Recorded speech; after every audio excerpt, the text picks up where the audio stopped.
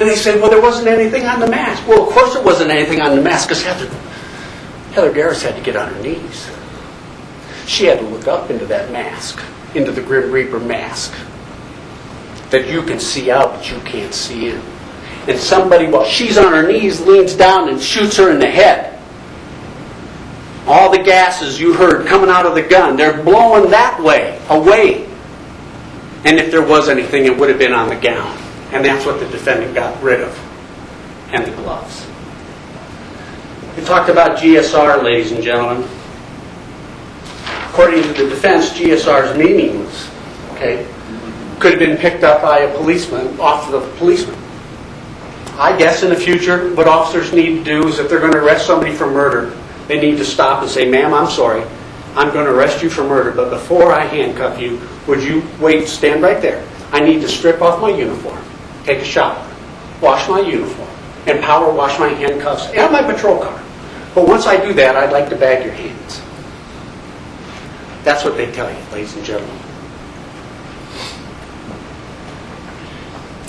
Remember, the defendant had gunshot residue all over her. Her face, her right hand, clothing, and there was even gunshot residue on shoes with her DNA that were with her. And why weren't they with her? Because she saw her husband and Kel Halsey approaching. She hit the button for the passenger window. And what was the first shoe that went out? It was the left shoe. Because the right shoe was still on the gas pedal. That one went out. Then she switched, and the right one went out 700 feet. Later, she was stopped. Tire impressions. You heard that the right rear tire, that tire, formed that impression in that alley behind the credit union.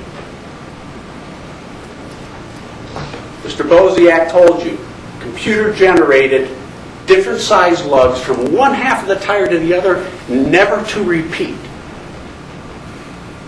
He rolled an inked impression, and it matched the cast to the lugs of that tire. Down to the point where there was a rock. That's the Ford F-250 truck that was in the alley. Nicholas Walker said it was an F-250. The only person who said otherwise was Julie Villa. And she said, I thought it was an F-150, maybe it was a 140, it was a Ford. Nicholas Walker always said it was a 250. And you heard Fred Brown say that 539, a similar truck, a 2001 Ford F-250, the crew cab drove by the ATM with the same kind of rims as this, and that's because the defendant was checking to see if Heather was in fact there when she drove by the ATM. There was only one Ford F-250 in the alley that day, ladies and gentlemen, and Nick Walker and Julie Villa saw the defendant get into it and saw her take off. Remember the crime scene video. There were piles of snow everywhere. When you look at the crime scene video, remember when you look at the shot all the way down the alley, way down there, you can see some flashing lights because they had a car down there blocking off that end of the alley. And they want you to say it's reasonable doubt that Julie Villa didn't see both taillights come on. Well, was it blocked by a dumpster? Was it blocked by one of the piles of snow? But they want you to believe that's a reasonable doubt. Well, first off, that's not an element. We have to prove the elements beyond a reasonable doubt. And let's talk about time. The shooting was at basically 6:15. Julie Villa and Nick Walker looked at their watch. You saw the video of the drive time. 11 minutes, 7 seconds. That got the defendant to the area of the stop at about 6:26. She could have been in the area where she was pulled over. She wasn't pulled over until 6:30, 4 minutes later. The 4 minutes to give her time to stop by, dump the gun in a trash can if that's what she did, get rid of the gown, get rid of the gloves, just like she had told Michelle Moore she was going to do.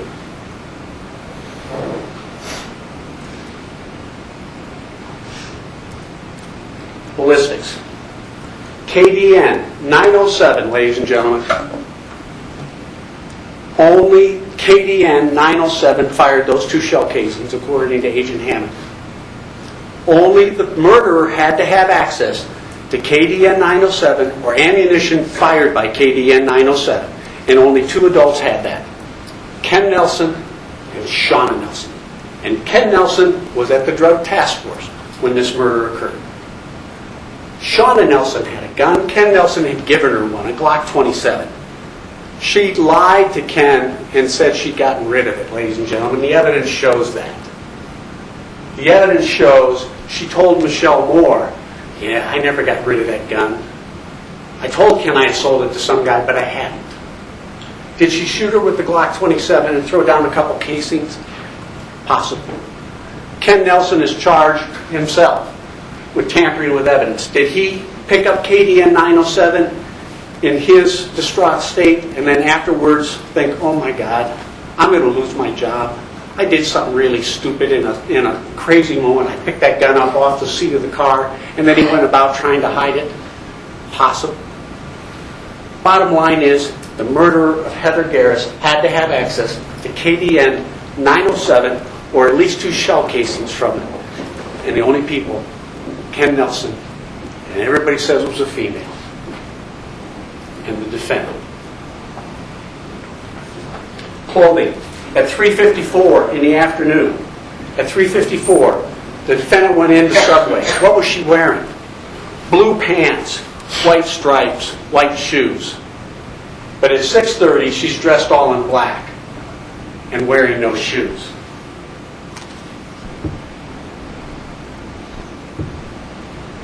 And wearing Ken Nelson's underwear.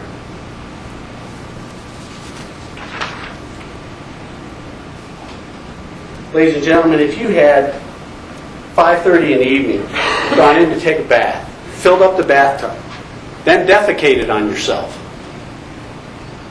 at 5:30, would you really wait around till 6 o'clock at night, 6:05, not get into the tub, but then decide, "I think I'll put on my husband's dirty underwear and go get a bottle of wine or beer"? It depends. She told Kel Halsey she went to get beer.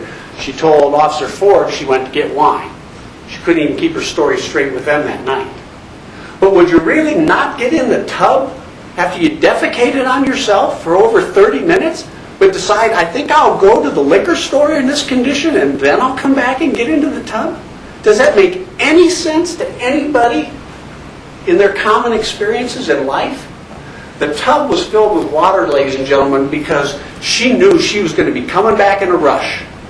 And she was going to be, what was the plan? I'm going to hit the house and I'm in the tub and any trace evidence goes away down the drain. That's why that tub was filled, ladies and gentlemen.